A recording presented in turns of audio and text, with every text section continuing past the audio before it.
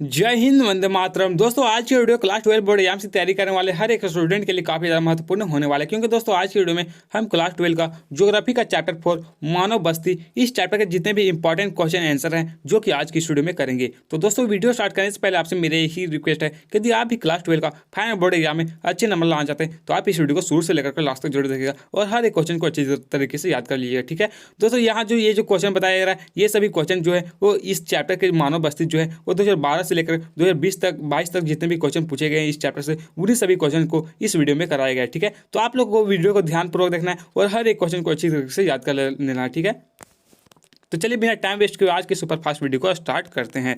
पहला क्वेश्चन क्या बोल रहा है फ्रेंड्स कि मानव अधिवास से आप क्या समझते हैं। आपको बताना जो मानव अधिवास है इसका क्या अर्थ होता है। तो दोस्तों, मानव अधिवास का जो अर्थ होता है तो इसका जो सामान्य आंसर हो जाएगा फ्रेंड कि अधिवास मानव की वर्तमान समय में मूलभूत आवश्यकताओं में से एक है। यानी दोस्तों, अधिवास कहने का मतलब ये है कि मानव का अधिवास जो है वो अभी वर्तमान समय मूलभूत आवश्यकताओं में से एक है। ठीक है, जिसका सामान्य अर्थ यानी ये जो अधिवास है इसका सामान्य अर्थ क्या होता है। तो मानव जिस स्थान को अपने निवास के लिए चयन करके जिन मकानों, घरों, झोपड़ियों, महलों या आदि का निर्माण करता है उसे मानव अधिवास कहते हैं। यानी कहने का मतलब ये कि मानव जिस स्थान को अपने निवास के लिए चयन करके जिन घरों, मकानों या फिर झोपड़ियों का निर्माण करता है उसी को मानव अधिवास कहते हैं। तो काफ़ी आसान भाषा में आंसर लिखा गया है फ्रेंड। यदि आपको एक और यहाँ पे आप इस टाइप से भी लिख सकते हैं कि एक निश्चित स्थान जो सामान्यतः अस्थायी रूप से बसा हुआ क्षेत्र को मानव बस्ती कहते हैं, जो कार्य एवं आकार के आधार पर ग्रामीण तथा नगरीय बस्ती के रूप में जाना जाता है। तो दोस्तों, ये जो क्वेश्चन है ये कई बार क्लास 12 का फाइनल बोर्ड एग्जाम में आपके पूछा गया है। ठीक है, तो आप इस क्वेश्चन को एक बार अच्छी तरीके से याद करने का प्रयास कीजिएगा। अगला क्वेश्चन आपसे पूछा जा सकता है फ्रेंड 5 नंबर पे कि ग्रामीण अधिवास एवं नगरीय अधिवास में अंतर स्पष्ट करें। यानी आपको पता है जो ग्रामीण अधिवास होते हैं, ग्रामीण बस्ती होते हैं और जो नगरीय बस्ती होते हैं उसमें क्या अंतर होता है वो आपको बताना है। तो चलिए ग्रामीण अधिवास और नगरीय अधिवास में हम लोग अंतर देखते हैं इसमें क्या क्या डिफरेंट होती है। तो पहला जो अंतर होगा फ्रेंड कि ग्रामीण अधिवास के अंतर्गत देखा जाए तो इसके अंतर्गत मकानों का आकार छोटा होता है। देखते हैं हम लोग दोस्तों, जितने भी गाँव में घर होते हैं उनका जो आकार होता है वो छोटा होता है। ठीक है, और वहीं उसके अंतर्गत नगरीय अधिवास के अंतर्गत देखा जाए तो इसका जस्ट उल्टा हो जाएगा कि इसके अंतर्गत मकानों का आकार बड़ा होता है। जैसे नगर में हम जितने भी घर देखते हैं वो काफी बड़े बड़े होते हैं। ठीक है, तो ये हो जाएगा पहला डिफरेंट। अगला डिफरेंट देखते हैं कि इन घरों के निर्माण हेतु विभिन्न कच्ची सामग्री जैसे बांस, लकड़ी, मिट्टी का प्रयोग किया जाता है। यानी दोस्तों, ये जो ग्रामीण क्षेत्रों में घर बनाए जाते हैं उसमें विभिन्न कच्ची सामग्री किसका किसका प्रयोग किया जाता है। तो बांस, लकड़ी या फिर मिट्टी का प्रयोग किया जाता है और वहाँ पे जितने भी घर बनाए जाते हैं वो कच्चे मकान होते हैं। ठीक है, और वहीं नगरीय क्षेत्र में बात करें तो इन घरों का निर्माण जो है वो विभिन्न कच्ची सामग्री, ईंटें, बालू, सीमेंट, छड़ आदि की आवश्यकता से होते हैं। ना दोस्तों, ग्रामीण क्षेत्र में जितने, नगरीय क्षेत्रों में जितने भी घर बनाए जाते हैं वहाँ पे जो घर होते हैं वो सभी पक्के मकान होते हैं। ठीक है, और उनका बनाने के लिए सीमेंट, बालू का प्रयोग किया जाता है। ठीक है, अगला डिफरेंट देखते हैं फ्रेंड कि ग्रामीण अधिवास में जनसंख्या घनत्व कम पाया जाता है। दोस्तों, कहने का मतलब ये है कि ग्रामीण में जितने भी क्षेत्र होते हैं वहाँ की जनसंख्या घनत्व जो है वो कम पाया जाता है और वहाँ की जनसंख्या भी कम होता है।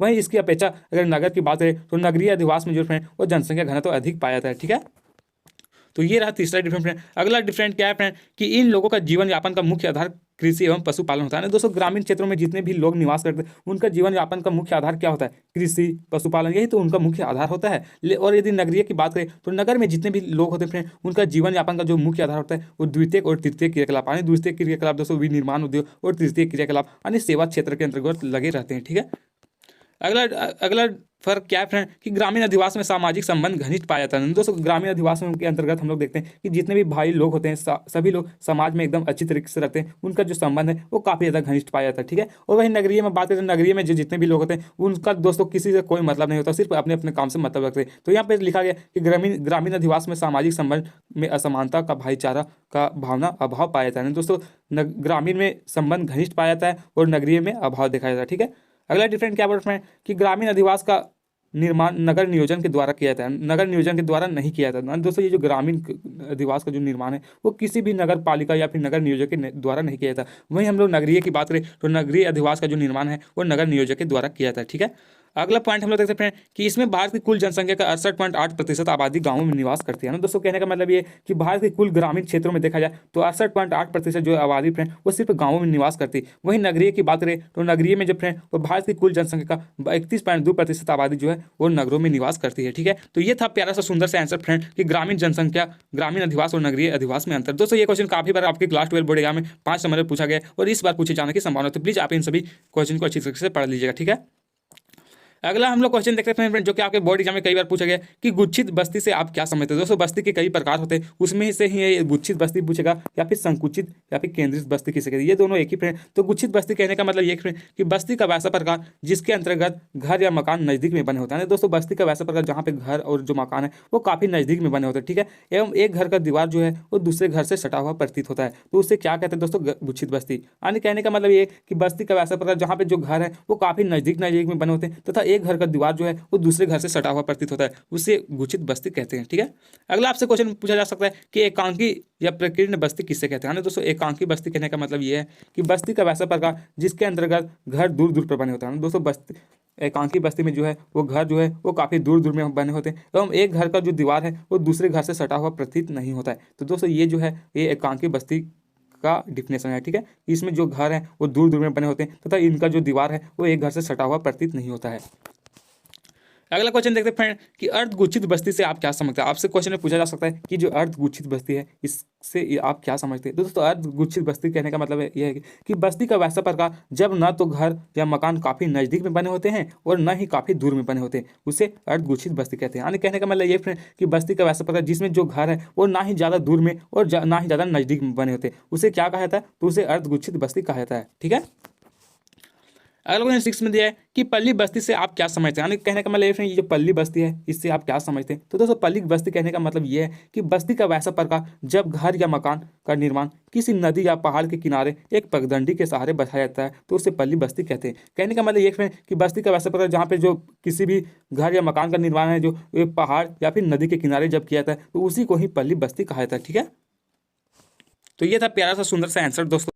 अगला क्वेश्चन 7th में दिया गया फ्रेंड, जो कि 5 नंबर में आपके कई बार क्लास 12 का फाइनल बोर्ड एग्जाम में एक क्वेश्चन पूछा गया कि मानव बस्ती से आप क्या समझते हैं। बोलते हैं ये जो मानव बस्ती है इससे आप क्या समझते हैं। तो दोस्तों मैंने आपके पहले ही बताया कि बस्ती मानव की मूलभूत आवश्यकताओं में से एक है, जिसका सामान्य अर्थ जो है वो मानव के लिए अस्थायी निवास स्थान हेतु जिस स्थान को चयन करके जिन मकानों, झोपड़ियों या फिर महलों आदि का निर्माण करता है, जिसका मुख्य उद्देश्य जो है वो धन संपत्ति सुरक्षा के साथ साथ रात्रि विश्राम हेतु स्थल प्रदान किया जाता है, उसी को ही मानव अधिवास या फिर मानव बस्ती कहते हैं, ठीक है। और दोस्तों यदि बात करें कि ये जो मानव ग्रामीण बस्ती का विभिन्न प्रतिरूप है, ग्रामीण बस्ती है जो फिर वो कई रूपों में बटे होते हैं, तो कौन कौन से इसके प्रतिरूप हैं, तो चलिए इसको हम लोग जानते हैं, ठीक है। तो ग्रामीण बस्ती का जो पहला प्रतिरूप है वो रेखीय प्रतिरूप। रेखीय प्रतिरूप कहने का मतलब ये है कि जब किसी भी नदी नहर या सीधी सड़क के सहारे किनारों पर लगातार एवं एक पंक्ति नुमा स्थिति में जब मकानों का निर्माण किया जाता है तो उसे रेखीय प्रतिरूप कहते हैं, ठीक है। इस प्रकार का जो मकान है फ्रेंड वो का निर्माण जो है वो भारत के हमेशा मैदानी प्रदेशों में पाया जाता है। कहने का मतलब ये फ्रेंड रेखीय प्रतिरूप का मतलब कि कोई भी बस्ती का वैसा प्रकार जहाँ पे कोई सड़क या फिर नदी के किनारे जब घर को बनाए जाते हैं एकदम सीधी लाइन में, तो उसी को जो फ्रेंड वो रेखीय प्रतिरूप कहा जाता है, ठीक है। अगला हम लोग देख रहे हैं अगला जो इसका प्रकार होता है वो चौक या चौराहा प्रतिरूप, ठीक है। तो चौक या चौराहा प्रतिरूप क्या करते हैं, तो इसका जो सामान्य अर्थ है इस प्रकार का जो प्रतिरूप का निर्माण भारत के मैदानी प्रदेशों में होता है। कहने का मतलब ये कि ये चौराहा प्रतिरूप का जो निर्माण है वो भारत के हमेशा मैदानी प्रदेशों में किया जाता है, ठीक है, जहाँ दो मुख्य सड़क आपस में एक दूसरे को 90 डिग्री पर काटती है। दोस्तों कोई भी सड़क जो है वो आपस में एक दूसरे को जब 90 डिग्री पर काटती है, ठीक है, जो विशेषकर यूपी पंजाब में पाया जाता है, तो उसे कौन सा प्रतिरूप कहा जाता है, तो उसे चौक या फिर चौराहा प्रतिरूप कहा जाता है, ठीक है। अगला प्रतिरूप जो होता है इसका प्रकार जो होता है वृत्ताकार प्रतिरूप। तो वृत्ताकार कहने का मतलब है गोलाकार, ठीक है। तो जब किसी झील या फिर तालाब के किनारों पर घरों का निर्माण किया जाता है, यानी दोस्तों कोई भी झील होगा या फिर कोई भी तालाब होगा उसके किनारों में जब घरों का निर्माण किया जाता है या फिर किसी केंद्र में मुखिया का घर होता है एवं जब उसके चारों ओर मकानों का निर्माण किया जाता है तो उसे वृत्ताकार प्रतिरूप कहा जाता है। यहाँ पे एक्स्ट्रा थोड़ा सा फोटो भी बना दिया कि जब कोई भी झील या फिर तालाब के किनारे जब घर इसके चारों ओर बनाए जाते हैं तो उसे कौन सा प्रतिरूप कहा जाता है, तो उसे वृत्ताकार प्रतिरूप कहा जाता है।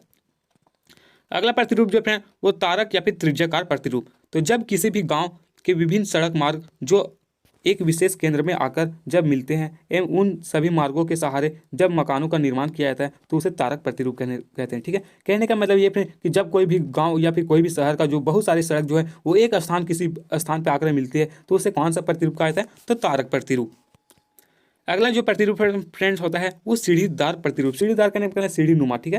तो सीढ़ीदार प्रतिरूप क्या होगा फ्रेंड, तो इस प्रकार के मकानों का जो निर्माण है वो भारत के पर्वतीय प्रदेशों में सीढ़ी नुमा की आकृति में जब घरों का निर्माण किया जाता है तो उसे सीढ़ी नुमा प्रतिरूप या फिर सीढ़ीदार प्रतिरूप कहते हैं। यानी दोस्तों कहने का मतलब जब भी कोई भी मकान या जो घर का निर्माण है जो पहाड़ी क्षेत्रों में जब सीढ़ी नुमा आकृति में बनाया जाता है तो उसे कौन सा प्रतिरूप कहा जाता है, तो सीढ़ीदार प्रतिरूप। तो दोस्तों ये जो क्वेश्चन था ये 5 नंबर के लिए आपके बोर्ड एग्जाम के लिए काफी ज्यादा महत्वपूर्ण है। तो प्लीज आप इन सभी क्वेश्चन को अच्छी तरीके से लिखकर एक बार पढ़ने का प्रयास करिएगा, ठीक है। आपको बहुत ही आसान भाषा में यहाँ पे लिखाया गया फ्रेंड्स।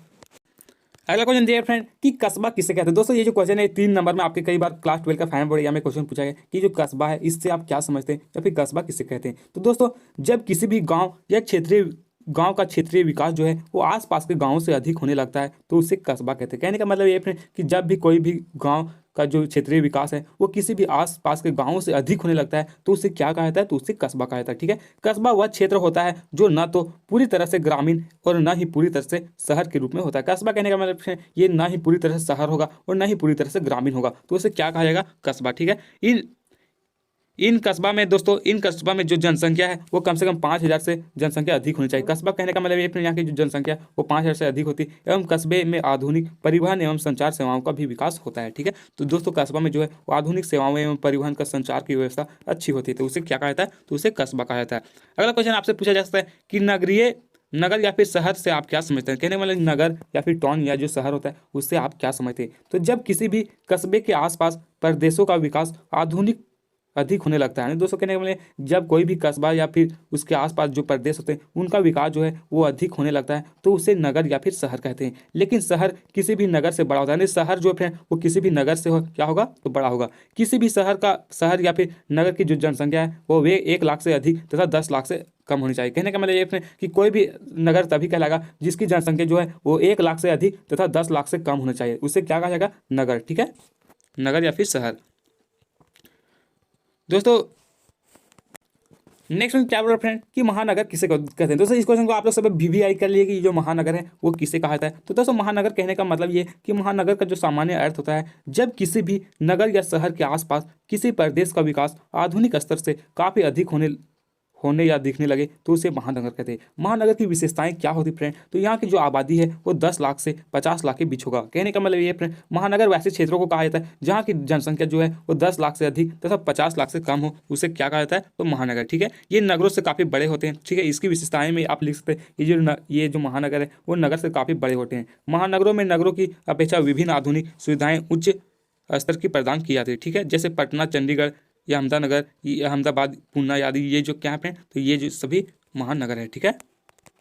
तो दोस्तों आज की इस वीडियो में बस इतना ही। और दोस्तों इसी तरह हर एक चैप्टर का यदि आप इंपॉर्टेंट क्वेश्चन आंसर जानना चाहते हैं तो आप प्लीज़ प्यारा सा सुंदर सा कमेंट करके जरूर लिखिए कि आपको इस हर एक चैप्टर का क्वेश्चन आंसर चाहिए या फिर नहीं चाहिए। और दोस्तों यदि आप क्लास 12 का फाइनल बोर्ड एग्जाम में अच्छे नंबर लाना चाहते हैं तो इस चैनल में दोस्तों बहुत ही बेहतरीन तरीके से क्लास 12 फाइनल बोर्ड एग्जाम की तैयारी करवाया जा रहा है। तो यदि आपने चैनल को सब्सक्राइब नहीं की तो प्लीज़ चैनल को सब्सक्राइब करें। और दोस्तों ये जो सेट जो आया था इस वर्ष उसका कंप्लीट सॉल्यूशन इस चैनल के प्लेलिस्ट में करवा दिया गया, तो वहाँ से आप उसको जाकर देख लें, ठीक है, जो कि आपके ऑब्जेक्टिव दृष्टिकोण से काफ़ी ज़्यादा महत्वपूर्ण हो जाते हैं।